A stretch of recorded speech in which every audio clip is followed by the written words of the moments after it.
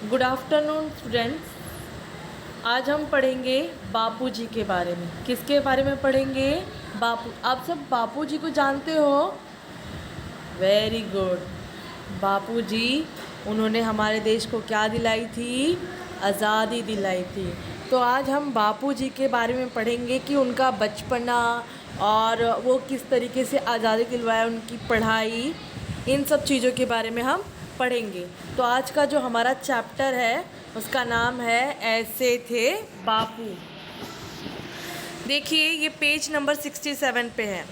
नन्हे दोस्तों, रोमांचक यात्रा के बाद गांधी जी जीवन यात्रा जानने का अनुभव भी किसी रोमांच से कम नहीं। आइए चित्रों के माध्यम से देखते हैं गांधी जी की जीवन यात्रा।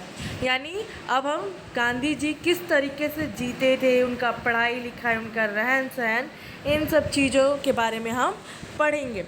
पाठ से जुड़े कुछ शब्द। यहाँ पर पाठ से जुड़े कुछ शब्द हैं, जैसे कि वकालत, हड़ताल, आंदोलन, स्वदेशी और सत्याग्रह। चलिए स्टार्ट करते हैं। महात्मा गांधी भारत और भारतीय स्वतंत्रता आंदोलन के प्रमुख राजनैतिक आध्यात्मिक नेता थे। चित्रों के माध्यम से देखते हैं उनके जीवन की एक झलक। यहाँ पर महात्मा गांधी के बारे में बोला गया है कि उन्होंने हमारे देश को क्या दिलाई थी? आज़ादी दिलाई थी। और वो राजनीतिक तौर से भी हमारे देश के क्या थे? एक नेता थे। हम आज जो पढ़ने जा रहे हैं, हम ये जो चित्र दिए हैं उससे रिलेटेड हम पढ़ेंगे। अब उनकी प्रारंभिक जीवन यानी स्टार्टिंग, उनका जो बचपना है किस तरीके से गया। देखिए यहाँ पर गांधी जी का पूरा नाम मोहनदास करमचंद गांधी था। उनका जन्म 2 अक्टूबर 1869 में गुजरात के पोरबंदर में हुआ। पिता का नाम करमचंद गांधी और माता का नाम पुतलीबाई था। गांधी जी का विवाह 14 वर्ष की बाल अवस्था में कस्तूरबा गांधी से हुआ।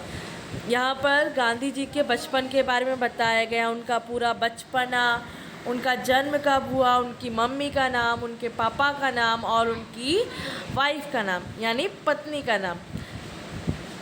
यहाँ पर देखिए 7 वर्ष की अवस्था में गांधी जी 7 साल की थे, यहाँ पर कैप लगाकर बैठे हुए। फिर गांधी जी अपनी पत्नी कस्तूरबा गांधी के साथ यहाँ पर भी उन्होंने फ़ोटो शेयर किए।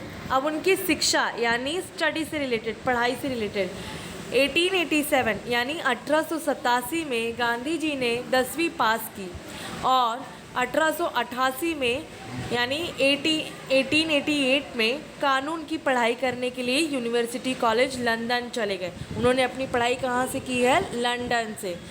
1891 उसका मतलब 1891 में उन्होंने कानून की पढ़ाई पूरी कर ली। फिर वो दक्षिण अफ्रीका की यात्रा पर गए।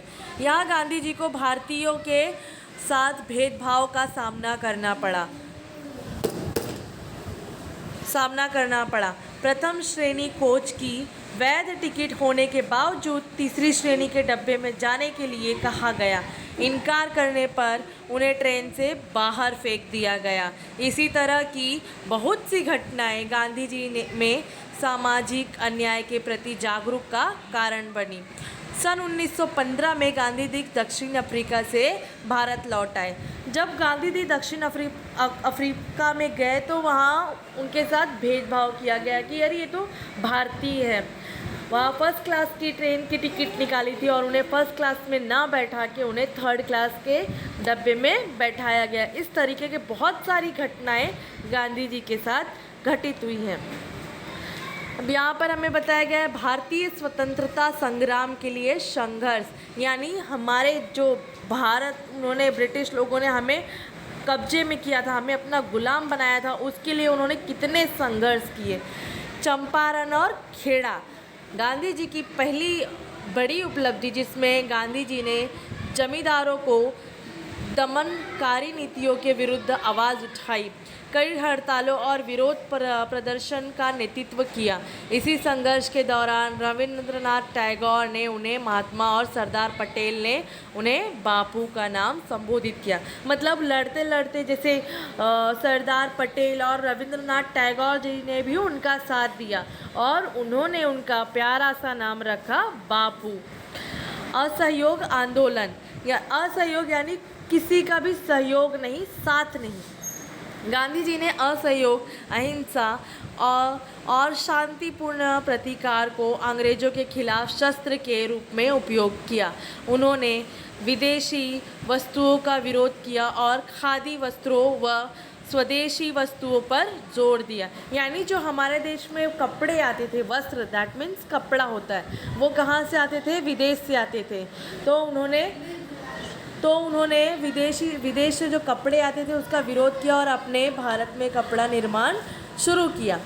इस बीच गांधी जी कई बार जेल भी गए। गांधी जी ने इस आंदोलन में पूरी तरह से सत्य और अहिंसा के सिद्धांतों को अपनाया। स्वराज और नमक सत्याग्रह। हमारे गांधी जी ने स्वराज और नमक सत्याग्रह के लिए भी लड़ाई की थी। दिसंबर 1928 में गांधी जी ने कोलकाता, जिसे हम कहते हैं कलकत्ता में आयोजित कांग्रेस के अधिवेशन में एक प्रस्ताव रखा जिसमें भारतीय साम्राज्य को सत्ता प्रदान करने के लिए कहा गया। 1930 में गांधी जी ने नमक पर कर लगाए। कर मतलब क्या होता है? टैक्स। कर लगाए जाने के विरोध में नमक सत्याग्रह चलाया। इस आंदोलन में 400 किलोमीटर तक का सफ़र अहमदाबाद से दंडी, गुजरात तक किया गया ताकि स्वयं नमक उत्पादन किया जा सके। हमारे देश में जो नमक उत्पादन होता था उसमें कर यानी टैक्स लगाया जाता था। इसके लिए भी गांधी जी ने क्या किया? विरोध किया कि इस पर क्यों लगाया जा रहा है, ये तो आखिरकार हमारे देश में उगाया जाता है। तो इस पर भी उन्होंने लड़ाई की और वो सफलतापूर्वक उन्हें विजय मिला। अब भारत छोड़ो आंदोलन, जो ब्रिटिश हमारे ऊपर राज करते थे उसके लिए गांधी जी ने भारत छोड़ो आंदोलन किया था। द्वितीय विश्व युद्ध के दौरान गांधी जी और उनके समर्थकों ने स्पष्ट कर दिया कि वह युद्ध के प्रयासों का समर्थन तब तक नहीं करेंगे जब तक भारत को तत्काल आज़ादी न दे दी जाए। उन्होंने अहिंसा के साथ करो या मरो के द्वारा अंतिम स्वतंत्रता के लिए अनुशासन बनाए रखने के लिए कहा।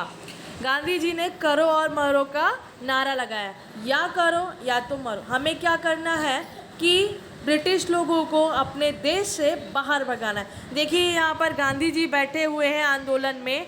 भारत छोड़ो आंदोलन के दौरान अपने समर्थकों यानी अपने साथियों को संबोधित करते हुए गांधी जी। स्वतंत्रता और भारत का विभाजन।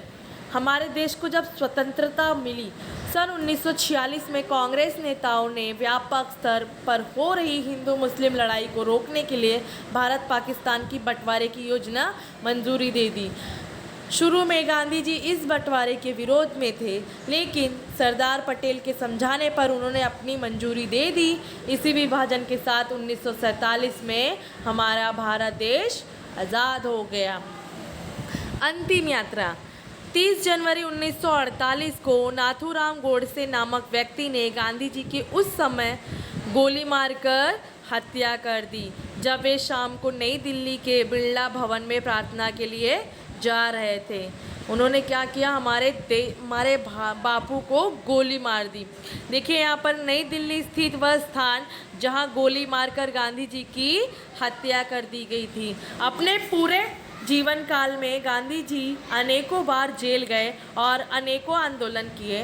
भारतीय स्वतंत्रता संग्राम में अपनी महत्वपूर्ण भूमिका के कारण ही वे आज लोगों के दिलों और दिमाग में विराजमान हैं। ऐसे थे हमारे बापू जिसने हमारे भारत देश को आज़ादी दिलाने के लिए इतनी कड़ी मेहनत, इतने आंदोलन किए।